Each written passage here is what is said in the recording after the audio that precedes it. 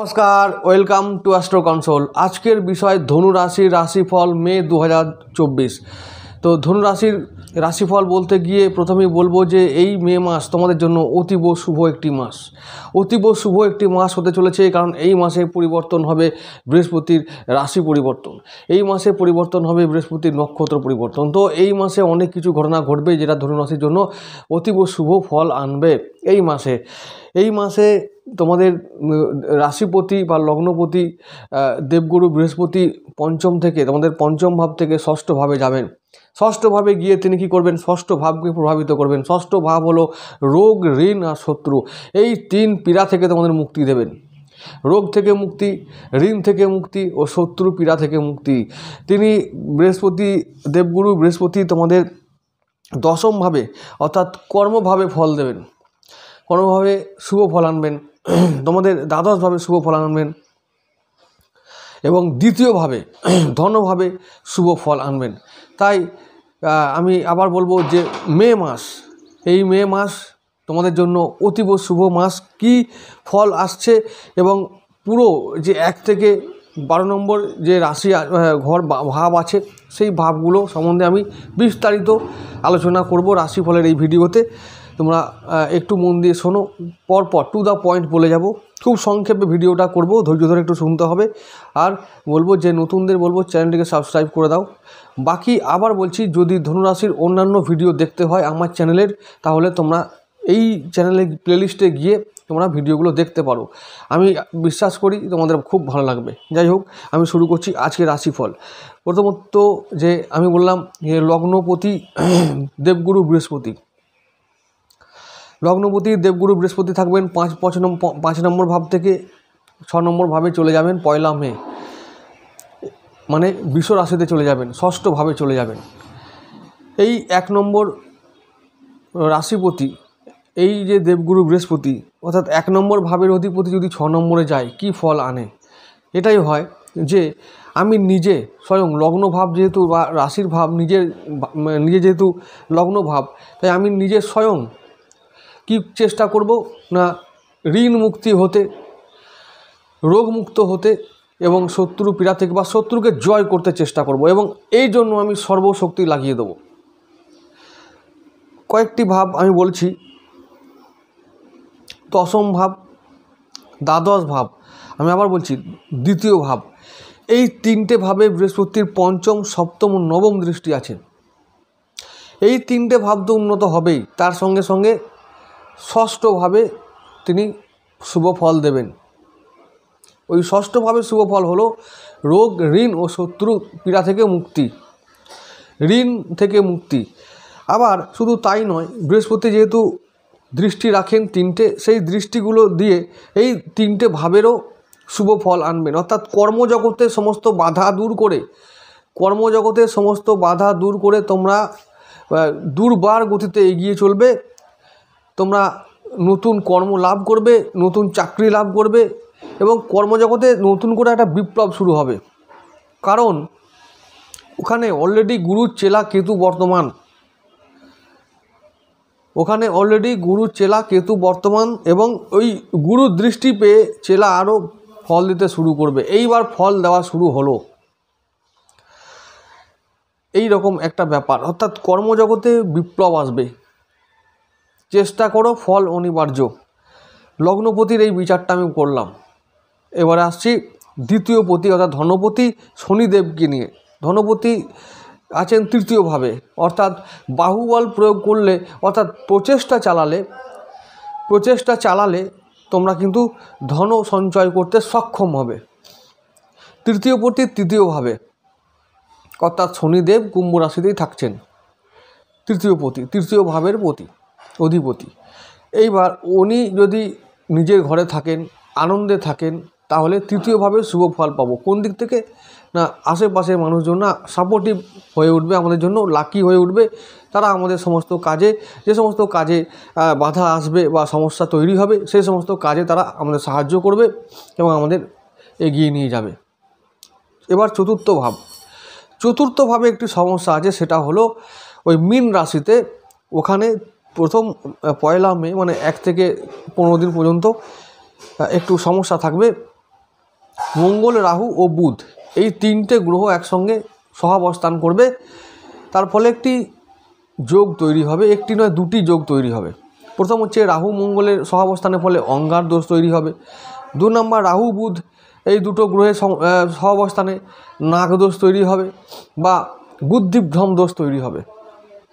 তো এগুলো চতুর্থভাবে এই যে দোষ ঘটছে, অঙ্গারক দোষ, রাহু ও মঙ্গলের সংযুক্তির ফলে যে দোষটা ঘটছে সেটা নিয়ে একটু চিন্তার কারণ আছে, কারণ এটা চতুর্থভাবে অর্থাৎ আমাদের পরিবারে অর্থাৎ আমাদের ঘরে, আমাদের যেটা নিজস্ব ঘর সেখানে ঘটবে। আর রাহু ও বুধ নিয়ে যে একটা বুদ্ধিভ্রম বা নাগদোষ তৈরি হবে সেটা নিয়ে একটু চিন্তার আছে, তবে সেটার প্রতিকারও আছে, সেটা আমি বলে দেবো, তাই ঘাবড়াবার কিছু নেই। এবারে আসছি, আমি চতুর্থ পতির কথা আগে বলে দিই, তারপরে আমি এটার ব্যাপারে বলবো। চতুর্থপতি তিনি, আবার বলছি, দেবগুরু বৃহস্পতি চতুর্থপতি হয়ে মীন রাশির অধিপতি হয়ে তিনি যাচ্ছেন এখন বৃষ রাশিতে মে মাসে, তো তাহলে ষষ্ঠভাবে যাচ্ছেন। তো প্রথমেই বলে রাখি, এই যে যতদিন অঙ্গার দোষ চলবে, ঠিক 40টা দিন অঙ্গার দোষ যতদিন চলবে, শত্রু পীড়া থেকে একটু ব্যতিব্যস্ত হতে হবে, শত্রু পীড়া, ঋণ, রোগ নিয়ে একটু ব্যতিব্যস্ত হতে হবে। অঙ্গার দোষ কেটে যাওয়ার সঙ্গে সঙ্গে এই সমস্ত থেকে চিরমুক্তি, এই 1 বছরের জন্য মুক্তি, এটা হলো আসল কথা। তারপর দেবগুরু বৃহস্পতি, ওই যে বললাম ষষ্ঠভাবে থেকে শুভ ফল দেবেন, অর্থাৎ ওই দুস্থান হচ্ছে অশুভ ভাব, এই অশুভ ভাবটাকে শুভভাবে কনভার্ট করবেন। তবে যতদিন অঙ্গার দোষ থাকবে, আবার বলি, তার প্রতিকার হলো রাহুর দান করা হলো, এবং দুর্গা মন্ত্র জপ করা, দুর্গা মায়ের পুজো পাঠ করা, দুর্গা সপ্তশতী পাঠ করা, এগুলো তোমরা করবে। শনিবার দিন রাহুর কোনো জিনিসে দান করে দেবে, কালো জিনিস, কোনো কালো পানীয় দ্রব্য হতে পারে, তো সেগুলো কোনো দুস্থ গরিব মানুষকে দান করলে অঙ্গারক দোষ থেকে যে সমস্যাগুলো সৃষ্টি হবে সেগুলো থেকে মুক্তি পাওয়া যাবে। এবং বুধের জন্য আবার বলবো, বুধের জন্য দান করতে হবে এটুকুই, যে কোনো সবুজ দ্রব্য, কোনো সবুজ পোশাক, সবুজ পেন, সবুজ খাতা সবুজ মানে মালাট সবুজ, তো এইরকম ছোটো ছোটো বালক, ছোটো ছোটো বাচ্চা ছেলেগুলোকে দান করলে বুধের যে অশুভত্ব সেটাকে অনেকটা দূর করা যায়। আর গণপতি মন্ত্র স্তুতি পাঠ করলে বুধের যে অশুভত্ব সেগুলো অনেকটা দমন করা যায়। যাই হোক, এটা অঙ্গারক দোষ থেকে মুক্তি পাওয়ার জন্য একটা সহজ উপায় বললাম। এরপরে পঞ্চমপতির কথা বলবো। পঞ্চমপতি মঙ্গলদেব তিনি থাকছেন এখন রাহুর সঙ্গে, অর্থাৎ তাহলে কী হবে, পঞ্চমভাবে অশুভ ফল কিছুদিন পাওয়া যাবে, কিছুদিন অশুভ ফল পাওয়া যেতে পারে। সন্তান নিয়ে অশুভ মানে হলো, মানে সন্তানকে নিয়ে তার শরীর স্বাস্থ্যে একটু প্রভাব পড়বে, উচ্চশিক্ষায় একটু বাধা আসতে পারে, নিজেদের উচ্চশিক্ষায় বাধা আসতে পারে, তারপরে প্রেম নিয়ে একটু সমস্যা হতে পারে, তারপর ভবিষ্যৎ কোনো পরিকল্পনা হলে সেগুলো একটু কিছুদিনের জন্য স্থগিত হতে পারে। আর পঞ্চমপতি মঙ্গলদেব এখন রাহুর সঙ্গে থাকাকালীন যে সমস্ত প্রজেক্টগুলো মনে হচ্ছে যে ভবিষ্যতের জন্য তোলা রইল, সেগুলো এখন পেন্ডিং থাক, অর্থাৎ ভবিষ্যতের কথা ভবিষ্যতে হবে। যতদিন অঙ্গার যোগ চলবে ততদিন পর্যন্ত আমরা কোনো ভবিষ্যতে পরিকল্পনা করব না বা কোনো বড় প্রজেক্টে হাত দেব না। অঙ্গার দোষ চলবে 1 মে থেকে নিয়ে 40টা দিন, ঠিক আছে? তাই 40 দিন আমরা কোনো গুরুত্বপূর্ণ কাজ করব না, গুরুত্বপূর্ণ কোনো সিদ্ধান্তে আসবো না। যেমন চলছে জীবন গতানুগতিক, যেমন নতুন বিজনেসে হাত দেওয়া, নতুন জমি কেনা, নতুন বাড়ি কেনা, নতুন কোনো কিছু করা, যে কোনো প্রজেক্টে হাত দেওয়া, ব্যবসায় ইনভেস্ট করা, ব্যবসায় নতুন করে বাড়ানো, এই যে কোনো শুভ কাজ করা এই সময় করা নিষিদ্ধ, করা যাবে না, না করলেই ভালো হয়। যাই হোক, পঞ্চমপতি বা এই মঙ্গলদেব রাহুর সঙ্গে থাকাকালীন একটু পঞ্চমভাবে শুভ ফল দিতে সক্ষম হবে না। ষষ্ঠপতি শুক্রদেবও রবির সঙ্গে থাকবে, রবিদেবের সঙ্গে থাকবে, তোমাদের পঞ্চমভাবে দারিদ্র দোষ তৈরি করবে। তাই কিছুটা আমি বললাম, ওই যে যতদিন পর্যন্ত রবি শুক্র একসঙ্গে থাকবে আর অঙ্গার দোষ থাকবে ততদিন পর্যন্ত তোমাদের এই রোগ ঋণ নিয়ে একটু সমস্যায় থাকতে হবে। বাকি সময়টা, অর্থাৎ আমি বলবো যে মে মাসের শেষের দিক থেকে এটার প্রভাবটা অনেকটা কমে যাবে। সপ্তমপতি বুধদেব তিনি রাহুর সঙ্গে থাকবেন, তাহলে কী হবে, একটু দাম্পত্য অশান্তি হতে পারে, একটু পার্টনারকে নিয়ে সমস্যা হতে পারে, ব্যবসায় একটুখানি মন্দা হতে পারে, এই সমস্ত বিষয়গুলো হতে পারে। তবে আবার বলছি, বুধ রাহু একসঙ্গে থাকাকালীন ও মঙ্গল রাহু একসঙ্গে থাকাকালীন ব্যবসায় নতুন করে কোনো বিনিয়োগ বা ঝুঁকি নেওয়া যাবে না। এবারে অষ্টমপতি চন্দ্রদেবের কথা বলবো। অষ্টমপতি চন্দ্রদেব তোমাদের রাহুর সঙ্গে থাকাকালীন বিশেষ কোনো রকমভাবে মানে কোনো রকম চন্দ্রদেবকে নিয়ে তোমাদের অষ্টমপতি যেহেতু, তাই চন্দ্রদেবকে নিয়ে তেমন কোনো চিন্তার কোনো কারণ দেখি না।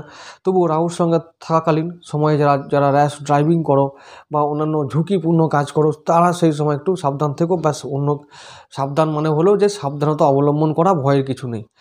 এবারে নবম ভাবটা বলবো। নবমপতি রবিদেব, তিনি থাকবেন মেষ রাশিতে উচ্চস্থ অবস্থায়, অর্থাৎ ভাগ্যভাব শুভ ভাব, ভাগ্য শুভ অবস্থায় থাকবে, অর্থাৎ ভাগ্যের সমস্ত বাধা বা কর্মজগতের সমস্ত বাধা খুব সহজে দূর করা যেতে পারে। কিন্তু ওখানে শুক্রদেব আর রবির সঙ্গে সহাবস্থান থাকার কারণে যদি আমরা কোনো কিছু হঠকারী সিদ্ধান্ত নিই, মানে হঠাৎ করে সিদ্ধান্ত নেওয়া বা ভেবেচিন্তে সিদ্ধান্ত না নেওয়া, যদি এরকম কোনো ঘটনা ঘটে থাকে, তাহলে সেই ঘটনাগুলো পরবর্তীকালে আমাদেরকে সমস্যায় ফেলতে পারে। তাই আমি বলবো যে রবি শুক্র এক জায়গায় থাকাকালীন তোমরা কিন্তু কোনো রকম গুরুত্বপূর্ণ সিদ্ধান্ত নেবে না।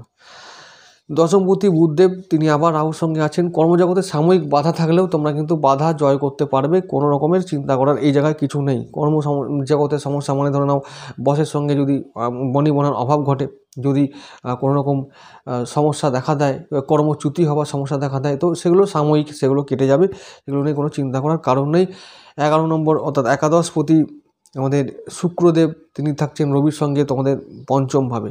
তাহলে কী হবে, তিনি একটু প্রথমত মেষ রাশিতে তিনি থাকবেন একটু নিচস্থ অবস্থায়, আর রবির সঙ্গে থাকলে তিনি আরও কষ্টে থাকবেন। তাই ইনকাম ভাবটা এবছর এই মাসে শুভ নয়।